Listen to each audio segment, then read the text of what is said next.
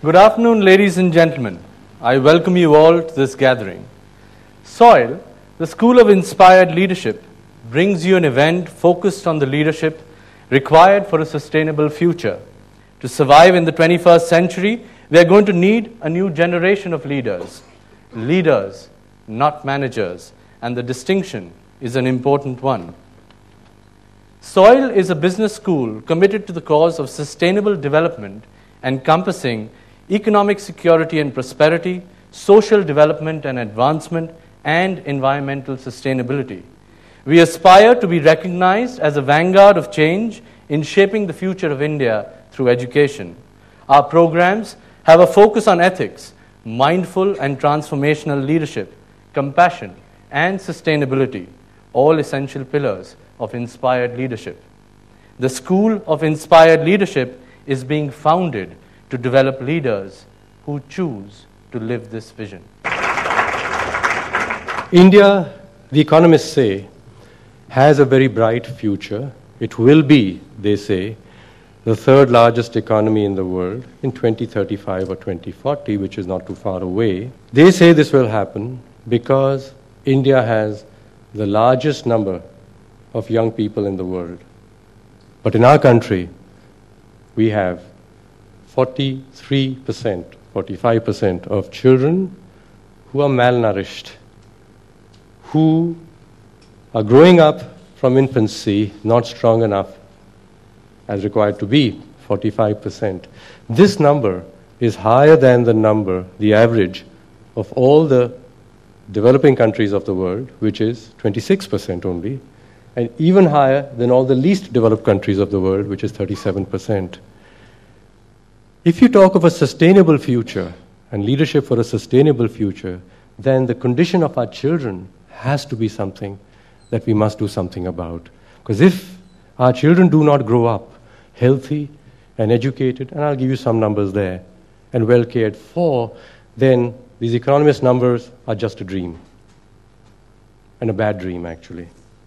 So, ladies and gentlemen, our tryst with destiny is far off unless we can provide the leadership to change these conditions.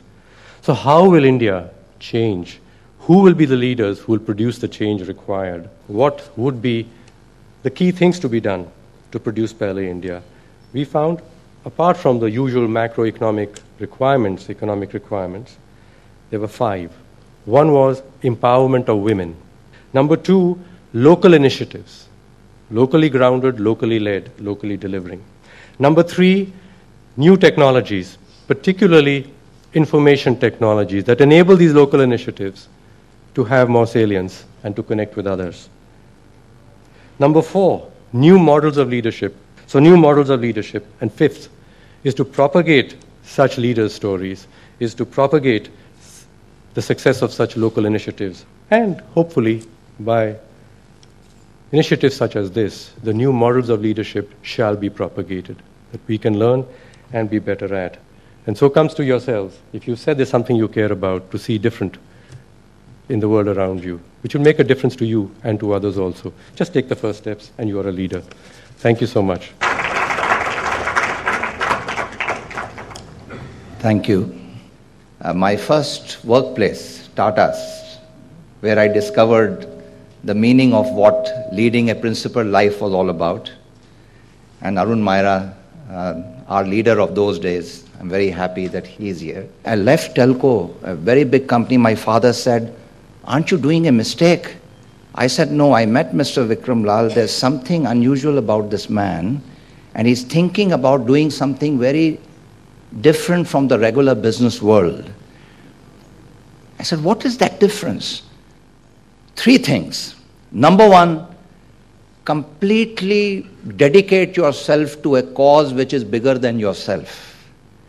Never think that you have small resources or that you have limited time or that you don't have enough.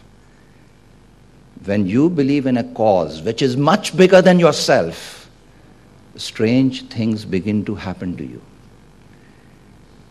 When you get seized with that power of that cause that you believe in. So when we joined Aisha, I remember I went to campus for the first time to talked to IITs, and nobody had heard about iShare at that time. I said, we want to create a company with a difference. We believe that the purpose of organizations is to serve society. We believe that organizations are created so that people discover who they are. We believe that work is the most powerful instinct for people, and that if we do something worthwhile in the workplace, if we lead our life in a purposeful way, we will take these lessons to our families, to our neighborhoods, to our communities. And organizations would become agents of transforming society.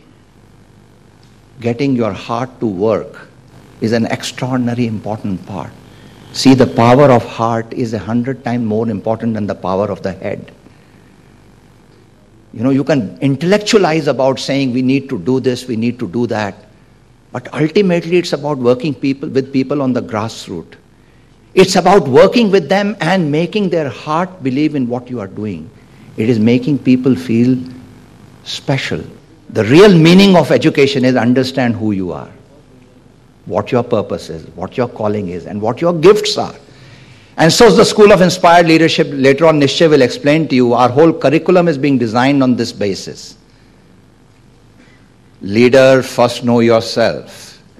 Leader, first understand what your own purpose is. Leader, first understand what your own gifts are. Not what others want you to believe, but what your own gifts are. Thank you from the bottom of my heart for giving me this opportunity to talk to you. As soil and its beauty and its new experiment in education, Nishchay will talk more about. Thank you. Thank you. Are leaders born or are they cultivated?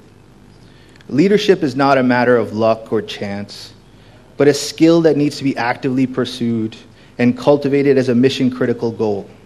It is a product of blood, sweat, and method. Leadership is different from management, but not for the reason most people think. Leadership is not mystical, not mysterious.